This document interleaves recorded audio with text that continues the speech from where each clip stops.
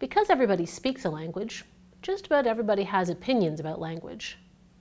There are lots of things that are commonly believed about language that just aren't true.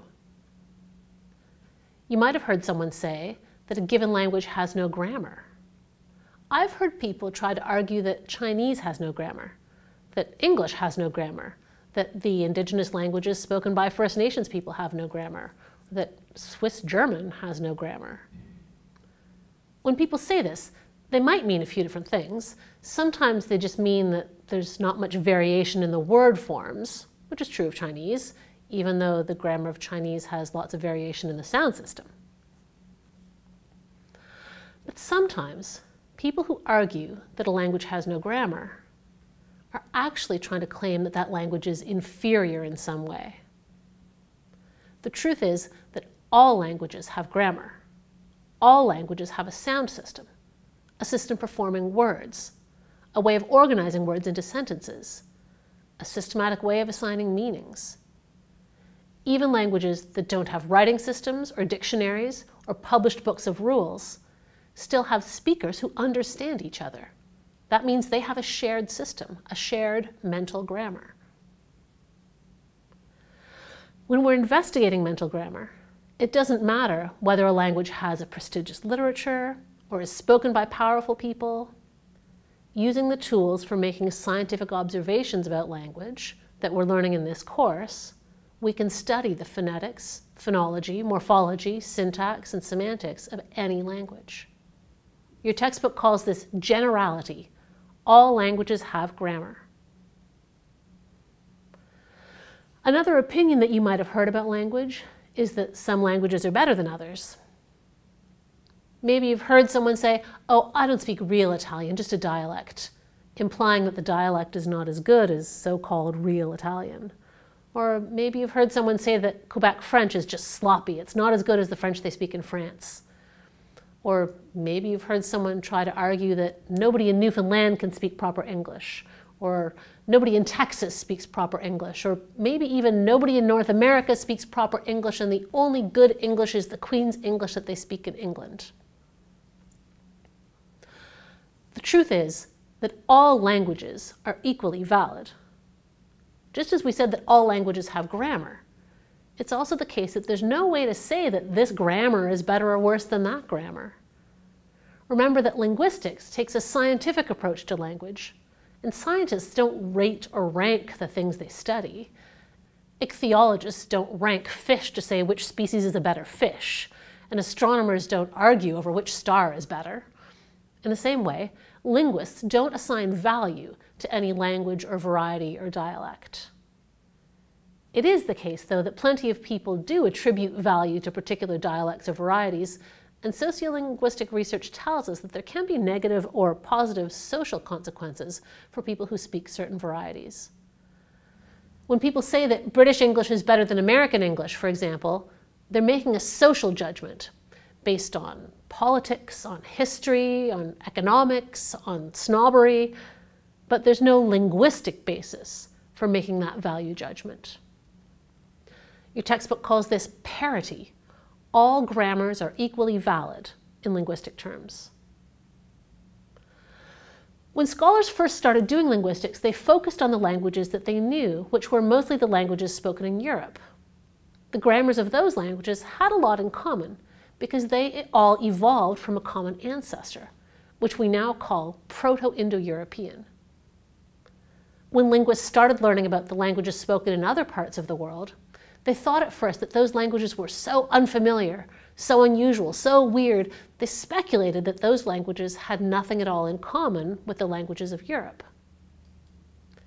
Linguists have now studied enough languages to know that in spite of the many differences between languages, there are some properties that are common to all human languages. Your textbook calls this idea universality. The field of linguistic typology studies the properties that languages have in common, even across languages that they aren't related to.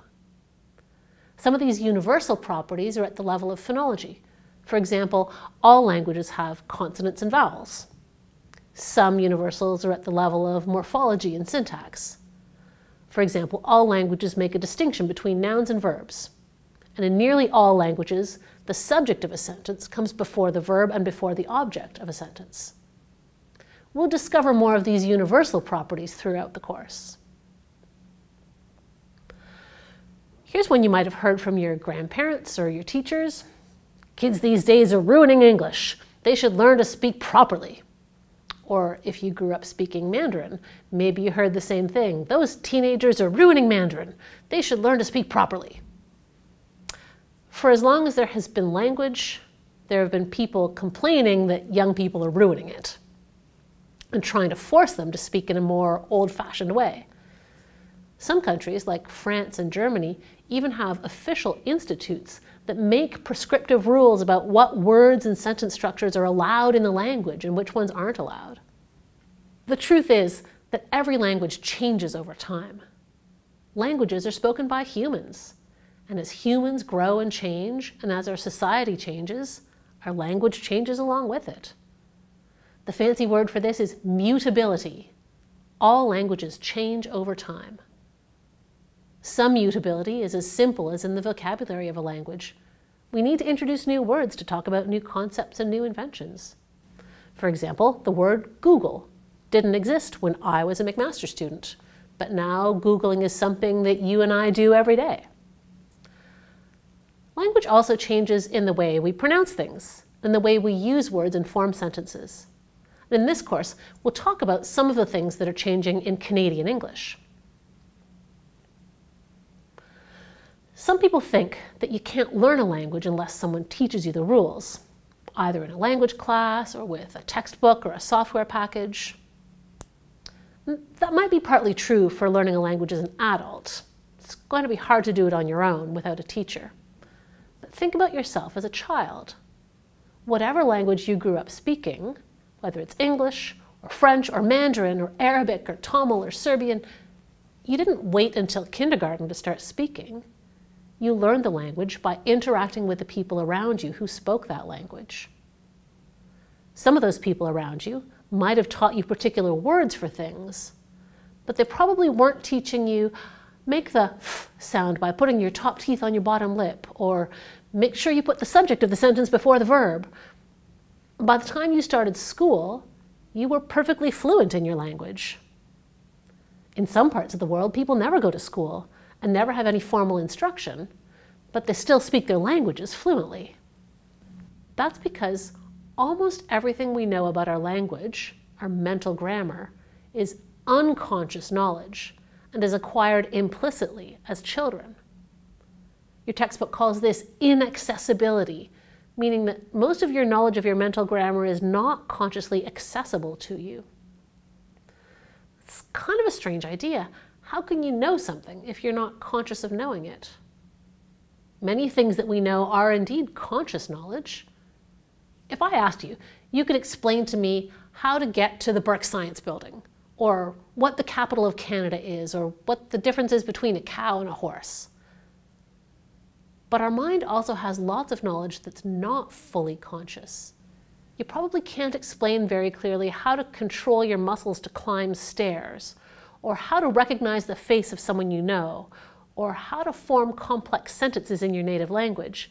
And yet you can do all of these things easily and fluently and unconsciously. A lot of our job in this class is to make explicit the things you already know implicitly. This is exactly what makes linguistics challenging at first, but it's also what makes it fun.